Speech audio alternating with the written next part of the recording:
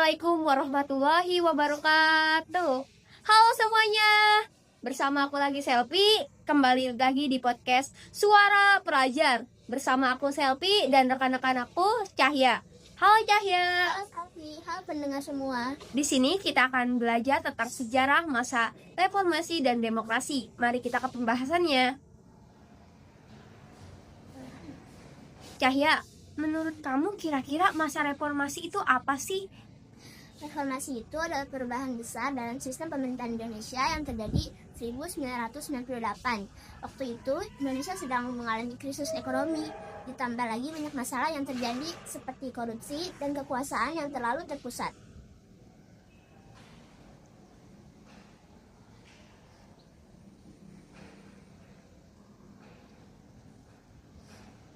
Nah, apa sih yang memicu terjadinya reformasi?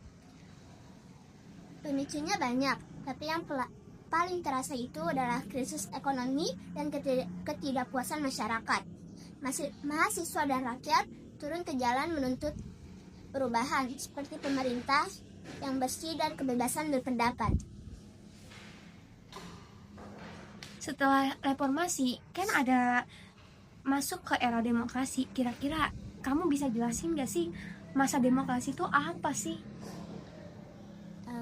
Demokrasi itu adalah pemerintahan yang dimana kedaulatan dipegang oleh rakyat. Contohnya, presiden dipilih langsung oleh rakyat, tidak seperti dulu oleh MPR. Nah, pasti kan ada dampak positif dan negatifnya. Kira-kira dampak positif dan negatifnya ada nggak sih? Atau bahkan cuman ada dampak negatifnya aja? Atau gimana nih? Ada dong, ada dampak positif dan negatifnya. Yang dampak positifnya adalah masyarakat jadi lebih bebas menyampaikan pendapat dan ikut mengawasi pemerintah. Kita juga banyak pilihan partai politik dalam pemilu. Oh, jadi kita tuh nggak cuma satu kayak masa reformasi ya, kayak cuman satu pilihan dan kayak partai itu aja yang menang-menang. Jadi kita bisa bebas milih. Iya, untuk dampak negatifnya seperti konflik politik uang saat pemilu, serta penyalahgunaan kebebasan di media sosial.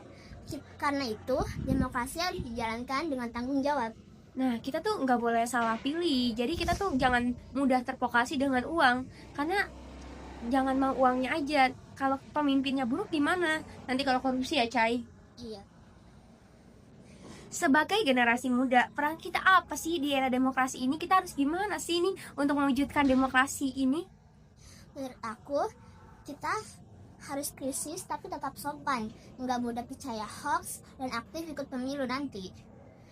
Generasi muda itu penentu masa depan pemerintahan. Generasi muda itu penentu masa depan demokrasi Indonesia. Nah, makanya kita sebagai generasi muda harus punya cita-cita dan rasa tanggung jawab yang tinggi. Kalau nggak begitu ya negara kita bisa hancur dong kayak dulu ya nggak sih, Cai? Iya.